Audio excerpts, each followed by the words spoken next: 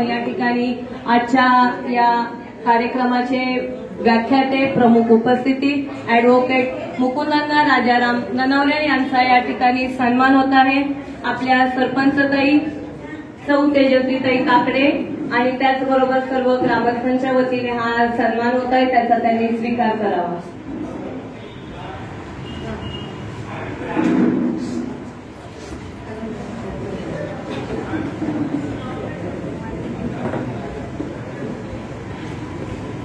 जोरदार टाळ्या वाजवून स्वागत करायचे। कार्यक्रमाचे व्याख्याते मुकुंदअण्णा ननवरे यांचा या ठिकाणी सन्मान संपन्न होत आहे। सरपंच सौ तेजस्वीताई काकडे आणि सर्व ग्रामस्थ यांच्या वतीने हा सन्मान होत आहे। एकच मिनिट परत एक समोर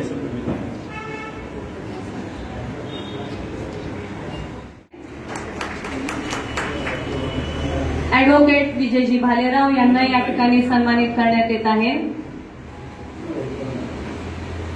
भालेराव यांना राजेशजी काकडे यांच्या हस्ते सन्मानित करण्यात येत आहे, त्याचा त्यांनी स्वीकार करावा। सदस्य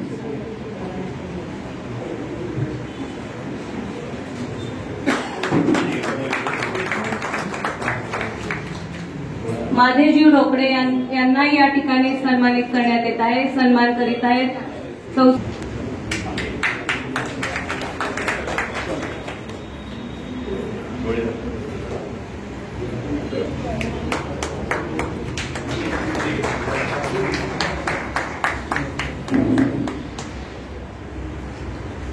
माजी जिल्हा परिषद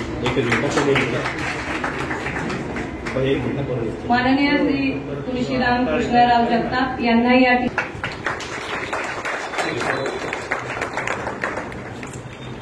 सई झुंजार यांचा सत्कार होत आहे। ॲडव्होकेट डॉक्टर ननवरे आणि सर्व मान्यवर यांच्या हस्ते हा सन्मान होत आहे। फुलं अनंत असतात, पण काही फुलंच देवघरात वाहिली जातात। त्यापैकी या ठिकाणी काही सत्कार मूर्ती ज्यांनी काही कर्तृत्व केलेलं आहे, त्याचं देखणं स्वप्न साकार झालं त्या राजमाता जिजाऊ स्त्री शिक्षणाची मुहूर्तमेढ या मातीमध्ये रोवले त्या सावित्रीमाई पुण्यश्लोक अहिल्यादेवी यांना नतमस्तक होतो। खऱ्या अर्थानं या विश्वाच्या उद्धारकर्त्या म्हटल्या तर चालतील त्या माता भगिनींचा सन्मान। तर हा जागतिक महिला दिनाच्या निमित्तानं जो कार्यक्रम आहे हा कर्तृत्ववान महिलांचा गुणगौरव सोहळा दामिनी महिला ग्रामसंघ, एकता महिला ग्रामसंघ, राजमाता महिला ग्रामसंघ व सर्व महिला बचत गट नीरा यांच्या संयुक्त विद्यमाने हा जो सन्मान सोहळा संपन्न होत आहे। या कार्यक्रमाला प्रमुख उपस्थिती आमचे गुरुवर्य ज्येष्ठ विधिज्ञ सन्माननीय अण्णासाहेब ननवरे, त्याचबरोबर कार्यक्रमाचे अध्यक्ष नीरा ग्रामपंचायत सरपंच तेजस्वीताई राजभाई काकडे आणि कार्यक्रमाच्या सन्माननीय उपस्थिती तुळशीराम कृष्णराव जगताप, त्याचबरोबर हरीश शेठ ज्येष्ठ उद्योजक, त्याचबरोबर व्यासपीठावर उपस्थित पुणे जिल्हा परिषदेचे माजी बांधकाम सभापती आदरणीय दत्ताबा चव्हाण, त्याचबरोबर त्यांची नुकतीच पुणे येथील टिकाराम जगन्नाथ महाविद्यालय येथे उपप्राचार्य म्हणून नियुक्ती झाली ते प्राध्यापक डॉक्टर महादेव रोकडे, तसेच व्यासपीठावर उपस्थित सन्माननीय उपस्थिती सोमेश्वर सहकारी कारखान्याचे माजी व्हाईस चेअरमन, समता संस्थेचे संस्थापक अध्यक्ष आदरणीय दिव्यदत्ता रांदे, प्राध्यापक भीमरावजी बनसोडे सर, त्याचबरोबर नीरा ग्रामपंचायतचे सन्माननीय उपसरपंच माजी आदर्श सरपंच माननीय राजेश भाऊ काकडे, तसेच ग्रामपंचायत सर्व सन्माननीय सहकारी, निरीतील सर्व सामाजिक संघटनेचे सहकारी, त्याचबरोबर माजी ज्येष्ठ अधिकारी जे पवार साहेब, आदरणीय ॲडव्होकेट दिनेश कुमार नंदने साहेब, लकडे साहेब असतील, सर्व प्रत्येकाचाच नामांकन, प्रत्येकाचं स्थान इतकं महत्त्वाचं आहे।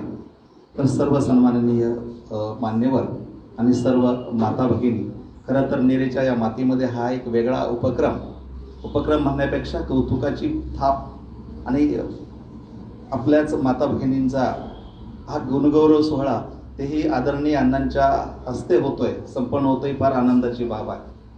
मला आठवते अण्णाचे की एक 45 वर्ष झाली असतील. आम्ही त्यावेळेस 9वी 10वी मध्ये होतो. निरेच्या महात्मा गांधी विद्यालयामध्ये 15 ऑगस्टचा कार्यक्रम होता. 10-11 वाजून गेलेली होती. थोडंसं ऊन आलेलं होतं आणि कन्या शाळेतल्या मुली अनवाणी पायाने लेझीम खेळत होत्या. व्यासपीठावर सर्वच निरेतील मान्यवर मंडळी होती आणि आदरणीय स्वर्गीय श्रद्धेय ननवरे बापूही व्यासपीठावर होते. मुली बऱ्याच वेळ लेझीम खेळत होत्या अनवाणी पायाने. ऊन थोडंसं लागत होतं आणि त्या मुलींच्या पायाला लागलेला चटका बापूंनी हेरला.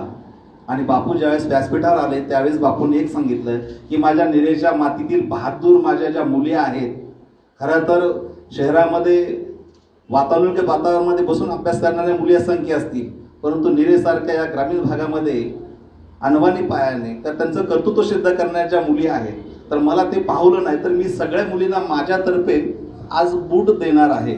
तर बापूंनी त्यावेळी जाहीर केलं.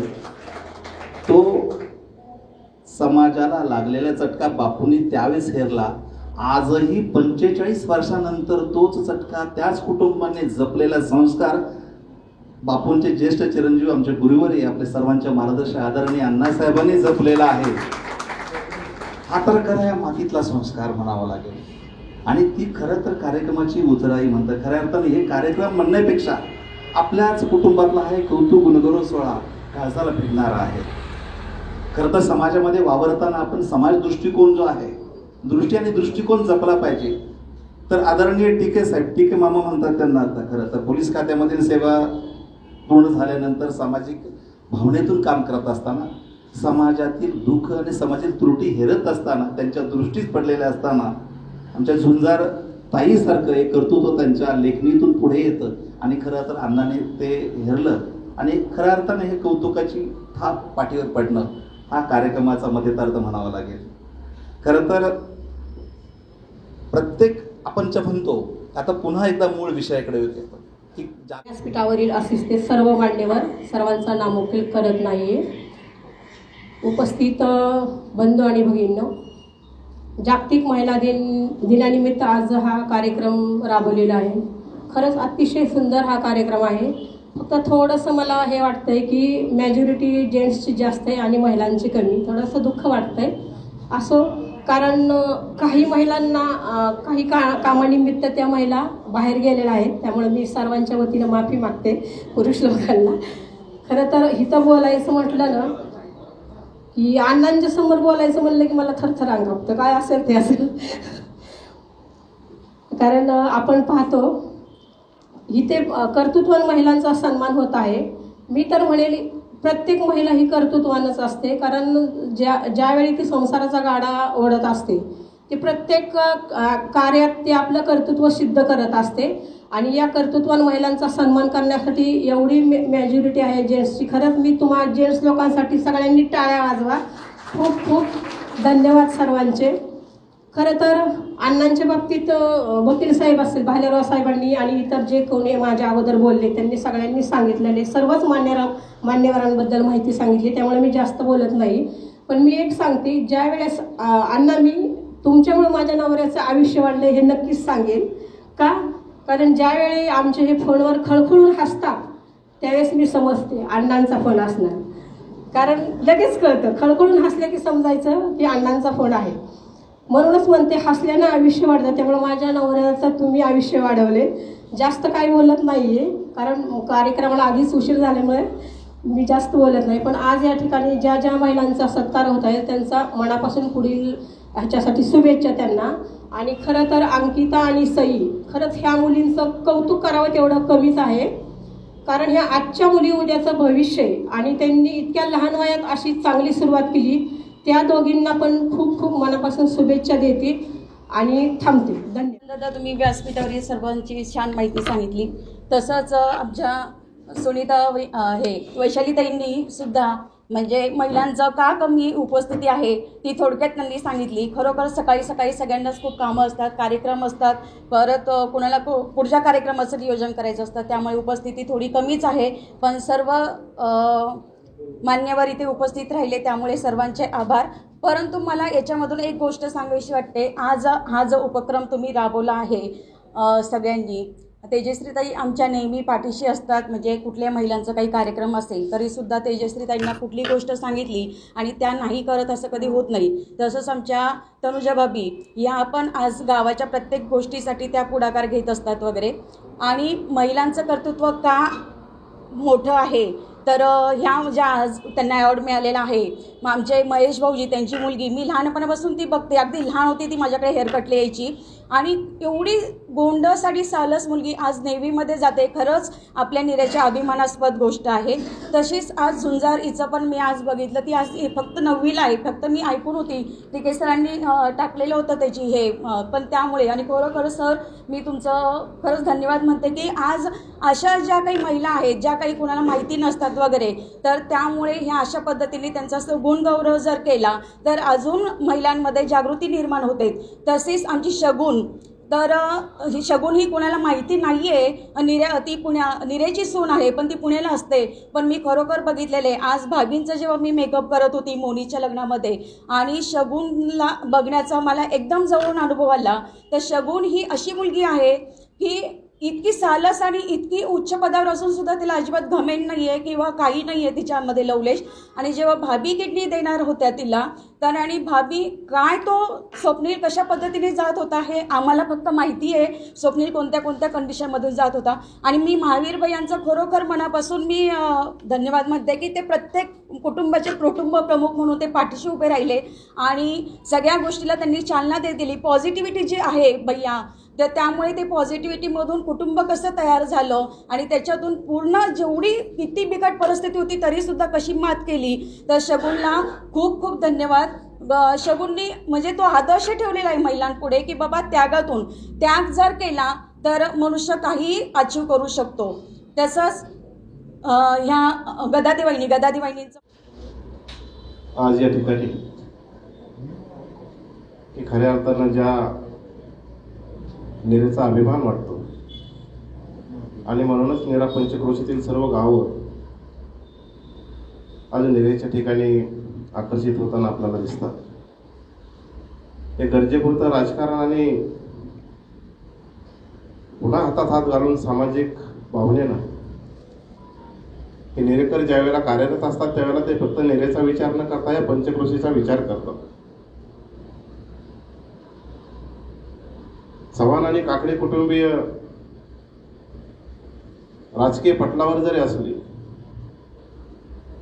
तरी राज्यामध्ये न्यायदानाचं काम करणारे ननवरे कुटुंबीय हे याही परिसरामध्ये न्यायदानाचं काम करून त्या निरेची शांतता भंग होणार नाही याची काळजी वेळोवेळी घेते. आज ज्या ननवरे कुटुंबीय घराकडे आम्ही एक ज्ञानाचे विद्यापीठ म्हणून आपण पाहतो की त्या वास्तूने अनेक घरे उभे केली, त्या वास्तूने अनेक दिशा दिल्या. शरदचंद्रजी पवार साहेबांच्या पासून बाबालालजी काकडे साहेब यांच्यापर्यंत राजकीय दिशा देणारं हे घर, काकडे आणि चव्हाण कुटुंबियांना त्यांना सरळेतोड शैलीमध्ये उपदेश देणारं हे घर आणि ज्या वेळेला या सामाजिक भावनेमधून काम करत असताना आपल्याच निरेचे सुपुत्र त्यांनी आपली उभी हयात एक पोलिसी सेवेमध्ये घालवली आणि ते समाजाच्या व्यथेनं ज्या वेळेला भावुक होतात आणि एक एक उदाहरण रोजच आपण आपल्या व्हॉट्सअपच्या माध्यमातून समाजापुढे मांडतात असे टिके जगताप साहेब. ती मुलगी स्वतः त्या ठिकाणी प्लंबिंगची कामं करते आणि हळव्या मनाच्या अण्णा की ज्या अण्णा त्या ठिकाणी न्यायाधीशाच्या समोर कठोर शब्दामध्ये सुनावत असतात त्या अण्णा हळव्या मनाच्या अण्णा त्या ठिकाणी गैवरून गेले आणि त्यांनी फोन करून सांगितलं एक माझ्या निरेची मुलगी अशा पद्धतीने जर प्रपंच सावरत असेल तर मला त्या ठिकाणी काहीतरी केलं पाहिजे, मी काहीतरी त्या समाजाचं देणं लागतं, माझ्या निरेचं देणं लागतं. आणि प्रसिद्धीपासून दूर राहणार आहे कुटुंबीय त्याला अण्णांनी सांगितलं की महिला दिनाचं औचित्य त्याला नाव सुचवलं की आभाळ भरून सांडताना सुख तेवढंच सांडलंय, दुःख तेवढंच सांडलंय आणि सुख तेवढंच सांडतंय. काय मिळत गेलं खूप. आमचे वडील माझ्यासाठी असलेले माझा विठ्ठल काळूभाऊ रोकडे आपण सगळ्यांनी पाहिले, मी तपशिलात बोलणार नाही, मला पाहिलंय बरेच आहेत. म्हणजे आमच्या वैभव दादाला माहीत आहे, कॉलेजमध्ये शिकत आम्ही एकाच वर्गात होतो. वैभव दादालाही माहीत आहे की हे सगळं करत असताना माझ्या वडिलांचं हे होतं की ठेविले अनंती तैशीची राहावे, चित्ती असू द्यावे समाधान, असे वारकरी संप्रदायाचे माझे वडील. परंतु मी अस्वस्थ असायचो की त्यांनी सांगितलं की भिकाऱ्याने राजा व्हायचे स्वप्न पाहू नयेत. 10वी शिकलाय, कुठेतरी निरेमध्ये काहीतरी बघ, पॉलिकॅब लिमिटेडला काम लागेल, अशा पद्धतीचे त्यांची स्वप्न होती. आणि त्याच वेळी माझ्या स्वप्नांची भरारी प्रचंड मोठी होती. त्यामुळे मी दुसरीकडे अस्वस्थ होतो सतत. आणि बरेच गोष्टी करत करत करत खाचकाळ्यातून आयुष्य काढलं. आणि एकदाचं शिक्षण पूर्ण झालं, प्राध्यापक झालो. आणि हे प्राध्यापकी करत असताना पुन्हा त्या पद्धतीनं जेवढं आपल्याला करता येईल तेवढं करत गेलो, सामाजिक काम करत गेलो. आदरणीय अण्णांनी मला एकदा सांगितलं होतं, माझ्या वडिलांनी मला लहानपणी अण्णांच्याकडे नेलं होतं. या निरीमध्ये माझ्यासाठी काही आदरणीय स्थळं आहेत. माननीय मुबारकभाई यातार, आदरणीय नाना जोशी, डॉक्टर दिनकर गायकवाड, आदरणीय अण्णा, आमचे कुमार भाऊ, ॲडव्होकेट कुमार भाऊ असत, आमचे बाळासाहेब ते बंधू असत आमचे, अशी बरीच माणसं आहेत या परिसरात. या सगळ्या माणसांच्या सहवासात वाढलो, खूप काही शिकायला मिळालं. मला एकच सांगायचं की एकदाच आयुष्य गेलं. आत्ता आम्ही येत असताना, भालेराव साहेब आम्ही येत असताना, कधीतरी या निरेतून जात असताना जो खाचखळग्यांचा प्रवास होता, आणि आत्ता शिवरी कधी गेलं, ते जेजुरी कधी गेलं, काय कधी गेलं कळलं नाही. थोडक्यात खाचकाळग्यांच्या रस्त्यानं निवडुंगाच्या काटेरी वाटेतून प्रवास करत करत करत त्या पुण्यासारख्या एका शहरात पोहोचलो. आणि हे करत असताना आता त्या रस्त्याचा हमरस्ता झालेला आहे. आणि त्या हमरस्त्यावरून मला येण्याची संधी मिळते. या गावाला मी कधीही विसरणार नाही. आपल्यासारख्या थोऱ्या मोठ्यांना मी कधीही विसरणार नाही. मला आत्ता विचारलं राजेश भाऊंनी की याच्यानंतर काय, कुलगुरू वगैरे काय संधी आहेत का? काही नाही. मी एक शिक्षक आहे, शिक्षक झालो याचे मला मुळीच वाईट वाटत नाही. आदरणीय बोधे प्राध्यापक व बोधेसारख्या माणसांनी मला चेहरा दिला. आणि ते करत असताना माझे वडील माझ्या सतत पाठीमागे उभे राहिले, त्यांनी चेहरा दिला. आणि आज एका विशिष्ट उंचीवरून एक सगळं करत असताना पुण्यासारख्या शहरामध्ये मान्यवर लोक आहेत. आमचे कृष्णकुमार गोयल म्हणून आहेत, जे कोहिनूर ग्रुपचे अध्यक्ष आहेत, पुणे फेस्टिवलचे उपाध्यक्ष. त्यांनी खूप संधी होत्या, अनेक थोडेसे विरोध असतात, परंतु गोयल साहेब म्हणाले की महादेवच गेली 33 वर्ष आपल्या महाविद्यालयात प्राध्यापक आहे, तो वरिष्ठ आहे, त्याचं बाहेर काम चांगलं आहे. आणि त्यांनी नियुक्ती केली. उपप्राचार्य एवढं पद काही नाही, त्या खुर्चीवर बसल्यानंतर ती काटेरी खुर्ची आहे. शिक्षक म्हणून असणं वेगळं आणि प्राचार्य किंवा उपप्राचार्य म्हणून असणं वेगळं. पूर्वी प्राचार्य पदाला मान होता अण्णा, पूर्वी प्राचार्य पदाला मान होता, आता ते राहिलं नाही. पूर्वी एखादी शाळा मुख्याध्यापकाच्या नावे ओळखली जात होती आणि एखादं महाविद्यालय एखाद्या प्राचार्याच्या नावे ओळखलं जात होतं. आता ती परिस्थिती राहिली नाही, ती एक काटेरी खुर्ची झाली. त्यामुळे त्या पदावर गेल्यानंतर कालपर्यंत ज्यांच्याशी संबंध चांगले होते, आज त्यांना तो उशीर. काकडे, जिल्हा परिषद माजी बांधकाम सभापती दत्ताबा चव्हाण, इके मामा, त्याचबरोबर भालेराव वकील साहेब, आमचे मित्र हरीश शेट्टी, प्राचार्य रोकडे सर, तनुजा बाबी आणि सर्व सत्कार मूर्ती. खरं तर अण्णांच्याबद्दल सर्वांनीच खरं ही माहिती सांगितली. तसं पाहिलं तर अण्णांच्याबद्दल निरेकरांना सार्थ अभिमान आहे. ह्या ननवरे कुटुंबियाच्याबद्दल बाळासाहेब असतील, कुमारप्पा असतील, आणि त्यांच्या वडिलांच्या पासूनच मला वाटतं आम्ही लहान शाळेमध्ये असताना त्या ठिकाणी त्यांचे वडील, म्हणजे त्या काळामध्ये मला वाटते रिकवलाल शाह असतील, बाळासाहेबांचे वडील असतील, तर आम्ही शाळेत असताना हे शाळेमध्ये कार्यक्रमाला यायचे. इतकं त्यांचं छान वक्तृत्व होतं, अगदी टाळ्या पडायच्या कुठल्याही कार्यक्रमावर. आणि त्याचंच त्यांनी आज त्याचंच पाऊल त्यांच्या मुलांनी खरं तर व्यवसायाबरोबर त्यांनी गावाबरोबर समाजसेवेचं व्रत खरं तर कायम ठेवलेलं आहे. अण्णांच्या बाबतीत एक किस्सा सांगतो मी सुरुवातीला माझ्याकडून थोडीशी गावामध्ये भांडणं झाली ती पहिल्यांदाच. मी पहिलीच वेळ होती, म्हणजे त्या वयामध्ये होत असतात घटना, चुकून होत असतील किंवा जाणून बुजून. आणि केस कोर्ट कचेरी आली आणि पहिल्यांदाच अण्णांच्याकडे माझं जाणं आलं. गेल्यानंतर अण्णांनी असा काही शब्द दिला, अरे भिवू नकोस, मी तुला काय होत नाही. म्हणजे एक ताकद देण्याचं काम केलं. म्हणजे चुकीचं करू नको, पण कुठं अन्याय होत असेल तर नक्की मी तुझ्या पाठीशी आहे. त्यावेळेस अण्णा काय आहेत ते मला खरं तर समजलं. म्हणजे नीरा गावामध्ये अशी आदरयुक्त खरं तर ठराविक माणसं आहेत की त्यांच्या पुढं लहान मुलगा असू द्या, वयस्कर असू द्या, म्हणजे अण्णा आज जरी आम्ही त्यांच्यापेक्षा लहान असलो तर अगदी गप्पा गोष्टी चेष्टा म्हणजे सहज बोलणार. पण आम्हाला काय पुढं बोलता येत नाही का, तर त्यांना तेवढा आदर ठेवावा लागतो. म्हणजे आहे, वस्तुस्थिती आहे. निरेमध्ये असे कितीतरी माणसं आहेत, त्यामधले हे आपले अण्णा आहेत की त्यांना राजकारण सोडून सर्व लोकांशी त्यांचे संबंध आहेत. आणि कुठलंही काम करताना त्यांचं यश मला वाटतंय आज कोर्टामध्ये काम करत असताना खरं तर आपल्या मिरेकरांना ज्यांना माहीत आहे त्यांना नक्कीच समजलेत अण्णा काय आहेत ते. परंतु सासवड किंवा पुण्यासारख्या कोर्टामध्ये गेल्यानंतर आपल्या अण्णांचं नाव त्या ठिकाणी खरं निघत असतं. त्याच वेळेस खरं तर आपल्याला आपला माणूस कर्तृत्वान महिलांचा गुणगौरव या कार्यक्रमासाठी उपस्थित असलेले आपल्या सर्वांचे वडिलकीच्या नात्याने ज्यांच्याकडे आपण पाहतो ते आपले वडील बंधू आदरणीय अण्णासाहेब ननवरे, या कार्यक्रमासाठी उपस्थित असलेल्या या गावच्या प्रथम नागरिक काकडीताई, माननीय रोकडे सर,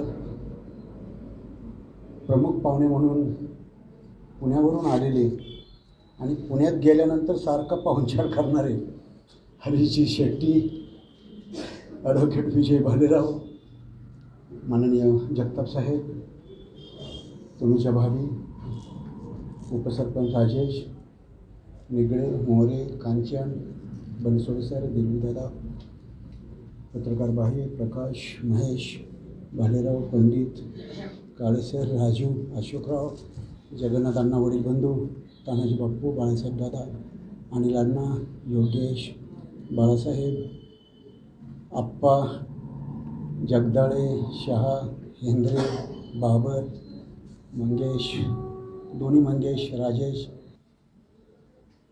या हिंदू धर्माच्या तिन्ही देवी आहेत. अर्थकारण बघितलं तर लक्ष्मी आहे, युद्धाची तयारी पाहिजे तर दुर्गा आहे, आणि बुद्धीची देवता म्हणून मी सरस्वतीचं आपण नाव घेतो. म्हणजे स्त्री ही कमी आहे अशी भावना आपल्या धर्मात कधी मांडलीच नाही. पण देश आणि धर्म हा पुरुष प्रधान आहे आपला, त्यामुळे आमचं वर्चस्व राहावं ही भावना आणि इगो कायम पुरुषी अहमपणात आम्ही सगळी जगतो.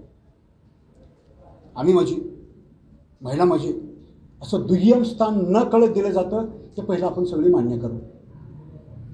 पण जग बदलत चाललंय. जगाचा इतिहास जर काढला तर जिजाऊंचा विचार केला तरी शिवाजीला घडवलं, सावित्रीबाईंचा विचार केला तर शिक्षणाला आज तुम्ही जे बसलाय ते त्यांचंच सगळं करतो तुम्ही.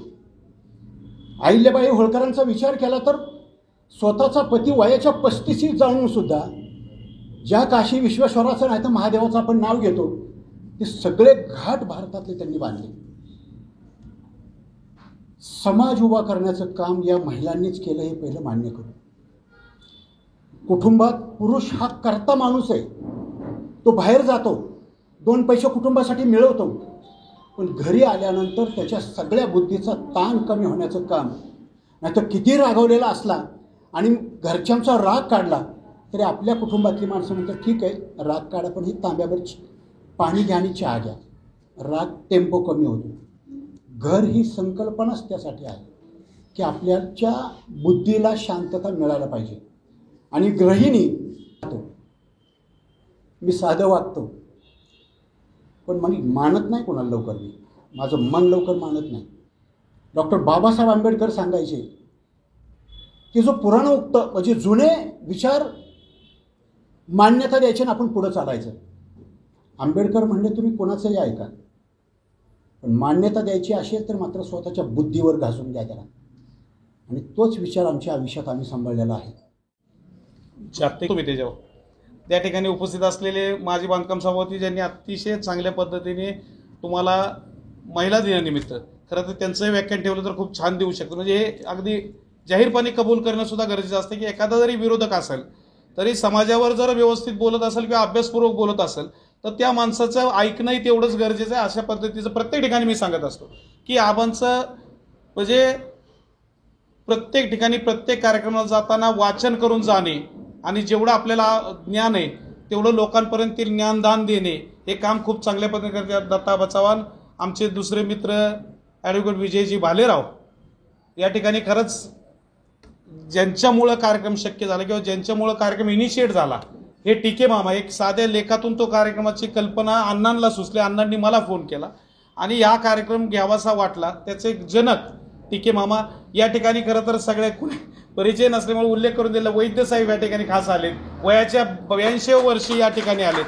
कॅलिग्राफी मोडीलिपी याचं संस्था त्यांची आहे. अनेक लोकांना ते तरुण पिढीला शिक्षण देतात कारण मोडीलिपी आणि आत्ताची लिपी याच्यामधला जर दुवा ब्रिज जर संपला तर अनेक इतिहास मिटले जातील. बरोबर ना वैद्यसाहेब? ते वैद्यसाहेब या ठिकाणी पुण्याहून आले, त्यांचंही मनापासून स्वागत करतो. या ठिकाणी तनुजाताई शहा या ठिकाणी खूप छान पद्धतीने प्रस्तावना केली आणि अनेक दिवसापासून जी इच्छा होती की समोर कुणीतरी एक भारदस्त असं प्रेक्षक वर्ग असावा. कारण कायम भारदस्त येतो. दिलीप दादांचं नाव घेऊन सांगतो, त्यांच्या पुढे कुठेतरी बोलावं. 15 वर्षातून पहिली वेळ तावडीत गावलेत. या ठिकाणी उपस्थित असलेले सगळेच, आता आबांनी सगळ्यांची नावं घेतली, सगळी समोर दिसतात, या सगळ्यांची नावं घेतली. पण मी माझे सहकारी अनिल अण्णा चव्हाण, माझे सहकारी प्रमोदजी काकडे, माझे सहकारी अभिषेकजी भालेराव, खरं तर हा कार्यक्रम पार पडत असताना त्यांनी खूप चांगल्या पद्धतीने नियोजन केलं. त्याचबरोबर काळेताई, झुंजरेताई आणि व्यासपीठ समोर असलेले सगळ्या महिला भगिनी आणि समोर असलेले सगळेच पुरुष मंडळी. खरं तर रोकडे सर तुम्ही सांगितले की तुमचा स्लॉट 45 किंवा 60 मिनिटाचा असतो. आमच्या राजकारण्यांना ऑन स्लॉट असतो, आम्हाला लिमिटच नसतं. परंतु त्या ठिकाणी खरोखर जर विद्वान मंडळी आले असतील तर लिमिटमध्ये बोलावं. हे सुद्धा आम्हाला नाना जोशींनी आणि मुकुंद नानांनी सांगितलं की त्या ठिकाणी जर खरोखर हुशार माणसं असतील तर तुमची अक्कल जास्त पाजळू नये. त्याच्यामुळे मी मर्यादित आणि 2-3 शब्दातच विषय सांगतो. खरं तर आज काळेताईंनी सांगितलं की उपस्थिती चांगली आहे, नो डाऊट. परंतु ज्यावेळेस महिलांचा कार्यक्रम असतो, महिला दिनाचा कार्यक्रम असतो, अनेक पुरुष मंडळी आम्ही ज्यावेळेस खरं तर आता एम्पॉवरमेंट ऑफ मेन ह्याची गरज आहे, एम्पॉवरमेंट ऑफ वुमेनची आलोय, एम्पॉवरमेंट ऑफ वुमन. कारण मी अण्णांना काल सांगितलं की या निरेमध्ये महिला प्रधान कुटुंब अनेक आहेत. सर्वे जर केला, कारण मी गेले 15 वर्षामध्ये अनेक प्रश्नांना, अनेक अडचणींना सामोरं जात असताना अनेक मंडळी, अनेक कुटुंब माझ्याकडे येत असतात प्रश्न सोडवण्यासाठी. याचा अर्थ मला प्रश्न आहे असं नाही. दुसऱ्याचा प्रश्न सोडवण्यासाठी मी खंबीर आहे, माझा प्रश्न सोडवण्यासाठी दुसरा खंबीर आहे. कारण स्वतःचा किती जरी मोठा माणूस असला आणि घरामध्ये कौटुंबिक वाद असेल तर तो कौटुंबिक वाद जर सोडवायचा असेल तर तो तिसराच माणूस किंवा कनिष्ठ सहकारी. तुम्हा सगळ्यांची अण्णांच्या बरोबरची असलेली ओळख कित्येक दशकांची आहे, पण माझे जेमतेम 5-6 वर्षांपूर्वीची आहे. मी अल्पसा परिचय माझा करून देतो. व्यवसायाने मी इलेक्ट्रॉनिक्स इंजिनियर आहे आणि गेले 25 वर्ष छंद म्हणून, अर्थार्जन म्हणून नाही, सुलेखन म्हणजे हस्ताक्षर वर्ग घेत असतो. ज्या वेळेला मला अण्णांची ही पोस्ट आली की चिरंजीव कुमारी सई अशी वडिलांच्या दिव्यांगानंतर संसाराला हातभार लावत आहे आणि आपण त्यांच्याकरता काहीतरी केलं आहे. प्रत्येकजण आपापल्या परीने अशी मदत करत असतो. मी माझ्या मतीने आणि मला जेवढं काही वाटलं. न्यूयॉर्कमध्ये वस्त्र उद्योगातील हजारो स्त्रियांनी एकत्र जमून कामाचे 8 तास करणे व सुरक्षिततेसाठी त्यांनी मागण्या केल्या आणि तिथं उपोषण केले, निदर्शनं केली. त्यानंतर स्त्रियांनी स्वतःच्या हक्कासाठी दिलेला हा त्या काळचा तो पहिला लढा होता. सन 1910च्या आंतरराष्ट्रीय महिला परिषदेमध्ये क्लारा झेटगिल यांनी 8 मार्च हा जागतिक महिला दिन म्हणून साजरा करण्यात यावा हा ठराव मांडला आणि तो पासही झाला. तेव्हापासून हा 8 मार्च म्हणजे जागतिक महिला दिन हा आपण सर्वजण साजरा करतो. आज जे आपण आपल्या ज्या सत्कार मूर्ती आहेत सई झुंजार, खरंच ज्यावेळेस राहुल झुंजारांना सरपंच उपसरपंच किंवा कोणत्याही सदस्यांना फोन जात असेल तर त्यावेळेस हो मॅडम, हो भाऊ, काम करतो, इथे त्या आहे, मी लगेच जातो, काय पाण्याचा प्रॉब्लेम असेल तो बघतो. कधीही त्यांनी टाळाटाळ केला नाही.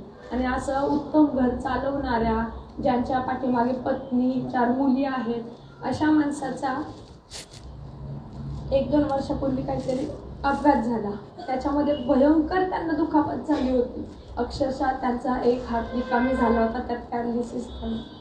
अशा प्रसंगामध्ये, आणि हे पण आम्हाला जास्त करून माहीत झालं नसतं, पण खरंच तिके मामांचं कौतुक करते. आर्थिकदृष्ट्या असेल किंवा काय असेल, नक्कीच, कारण की असं सहजासहजी कोणच नाही. आर्मीत जाणं म्हणजे कुणी सांगितलं असं करायचं तसं करायचं, तिथं जायचं, गोळ्या हे करा, भरपूर मुली असतात, आपण बघतोय काय कधी युद्ध होऊ शकतं. पण आज सध्याच्या स्थितीला आर्मीत जाणं हे मुलींसाठी जोक नाही. पण खरंच सई तुझं कौतुक करावं वाटतं. त्यानंतर आणि इथे उपस्थित असलेली प्रत्येक माझी माता भगिनी आणि प्रत्येक उपस्थित नेरेतील सन्माननीय नागरिक, बरंच काही म्हणजे त्या सईबद्दल बोलायचं, अंकिताबद्दल बोलायचं, त्यांचं कर्तृत्व सांगायचं, या शगुन भाभींचं कर्तृत्व सांगायचं, ते सोडून आमचे मित्र दत्ताबापासून सगळे माझ्याबद्दल बोलायला लागले.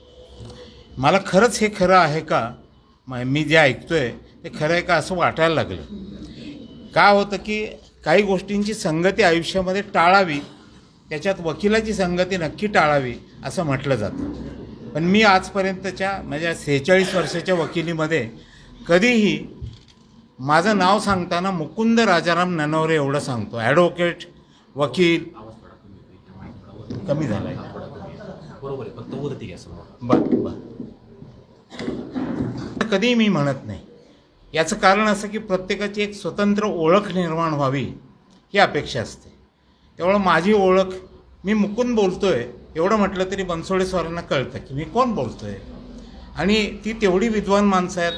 माझा रोज ज्या माणसाशी खूप दिवसांनी भेटायचा प्रसंग असा आला ते म्हणजे दादाशी माझा रोज संबंध येतो, पण दादाशी 6-6 महिने वर्ष बोलणं होत नाही. लक्षात हे या ठिकाणी या निमित्ताने सांगायचं की सगळ्यांची नावं घेणं यापेक्षा सुद्धा मला महत्त्वाचं काय वाटलं आज की मी गेल्या 2-3 दिवसात राजेश भाऊच्या सांगण्यावरून की म्हटलं माझे जे काही निकटवर्ती आहे त्यात प्रत्येक दिलीप दादापासून बनसोडे सरांपासून माझा वर्गमित्र श्याम हेंद्रे असेल, राजू झांबरे असेल, जगन्नाथ पवार असेल, या सगळ्यांना मी फोन केले. तानाजी तर माझा वर्गमित्र, आम्ही एका भागावर बसायचो, तानाजी लकडे. आणि केवळ मला असं वाटलं नव्हतं की काहीतरी कारणं सांगतील, पण आज ही निरेतली सर्व खऱ्या अर्थाने प्रतिष्ठित ज्ञानी संसारी मंडळी वेळात वेळ काढून इथे या सगळ्या कन्यकांचं आणि महिलांचं कौतुक करण्यासाठी उपस्थित आहेत. याचा मुख्य आणि मोठा आनंद आहे. आता ह्या कार्यक्रम पत्रिकेत लिहिलं होतं की मी व्याख्यान द्यायचं. व्याख्यान म्हणल्यानंतर तो माझ्या आवडीचा विषय. वकिलाला 2 प्रकारे बोलायची सवय असते. एक पैसे घेऊन बोलायचे किंवा तासनतास भाकड गप्पा मारायच्या.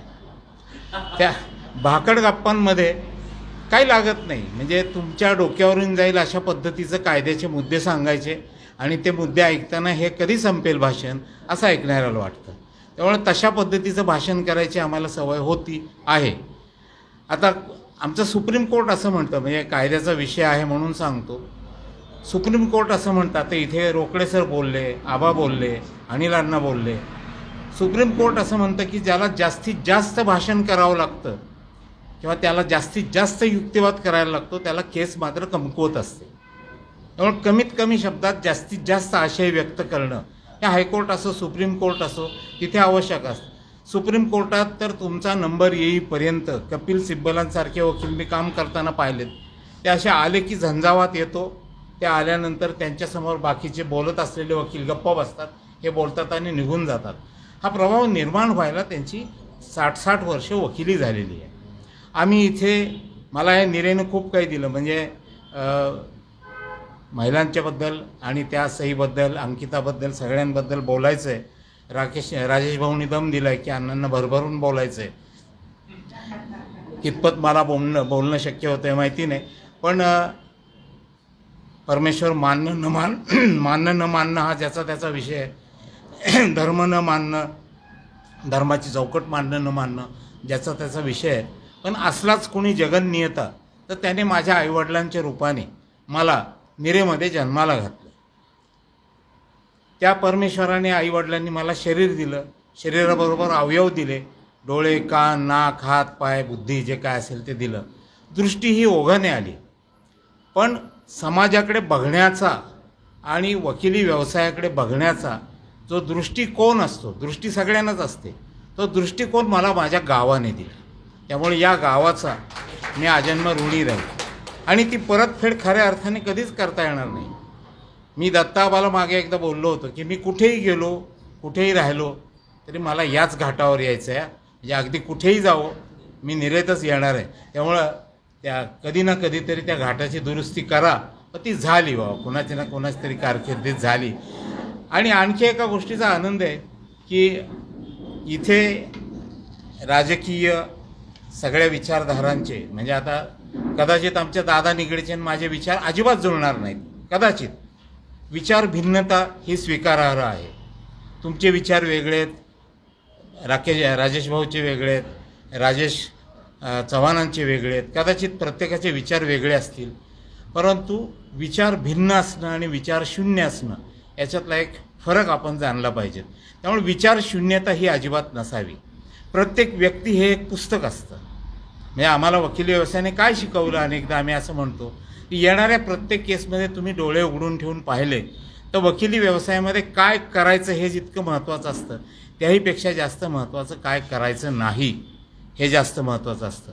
कोर्टामध्ये काय वागल्याने काय होतं, साहेबासमोर कसं गेलं, नम्रतेने गेलं तर काय होतं, उर्मटपणाने गेलं तर काय होतं, अनेक प्रकार पाहिलेत. खूप चांगले सज्जन, जे आता इथे बापू गायकवाड बसलेले दिसतोय, त्याचे वडील दाजी हे माझे आणि ताई हे माझे पक्षकार होते.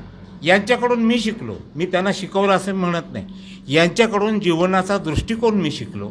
हेच म्हणजे माझ्या गावाने जे मला ते हे दिलं.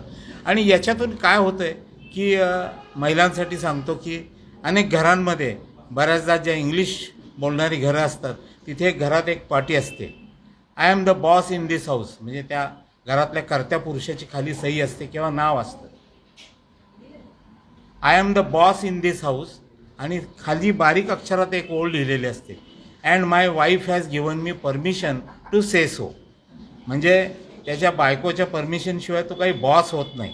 त्यामुळे ह्या सगळ्या गोष्टी असताना महिला 9 महिने आधी अंकुर पोटात जन्म घेतो आणि राख सावडणं हा जो प्रकार आहे, मी थोडंसं विचित्र वाटणारं उदाहरण देतो आहे की राख सावडणं हा जो प्रकार आहे त्यामध्ये बाकी सगळे तुम्हाला खाण्यापिण्याने मिळालेली चरबी, मांद्य, अवयव हे जळतात, पण आईने दिलेले हाडं ही मात्र कधीही जळत नाहीत.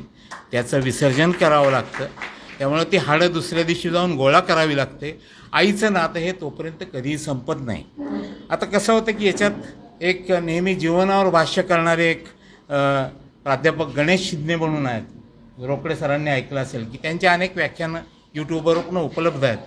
त्यांनी सांगितलेलं आणि ज्या माझ्या वडिलांनी मला सांगितलेल्यात मला थोडंसं साम्य किंवा साधर्म्य आढळलं ते असं की ते म्हणाले की वैद्य सर म्हणाले की तुम्ही यादी करा, राजेश भाऊ म्हणाले की यादी करा, तुमच्या आयुष्यामध्ये कोणी तुमच्यासाठी काय काय केलं यादी करा.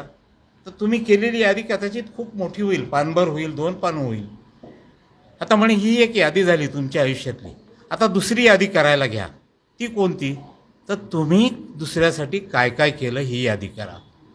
आणि ती यादी माझ्या आयुष्यात कधीही पूर्ण होणार नाही. माझी आई, वडील, घर, गाव, समाज, देश, घटना या सगळ्यांनी जे काही मला दिलेलं आहे ती एवढं आहे, ती यादी कधी संपणार नाही. त्यामुळे यात भारत देशात माझं कर्तव्य म्हणून देतो आहे आणि तू हे तुझा हक्क म्हणून घेतेस, माझ्याकडून किंवा गावकऱ्यांकडून कुठलीही कृपा म्हणून नाही. हे अत्यंत नम्र भावनेने मी तुला देतो आहे. त्यामुळे याचा स्वीकार कर. माझी अशी विनंती की राजेश भाऊ तुम्ही या, हे तुमच्या हस्ते हा 25,000चा धनादेश किंवा काय डीडी आहे तो आपण द्या, उघडा करून द्या, तो द्या, सहीला द्या.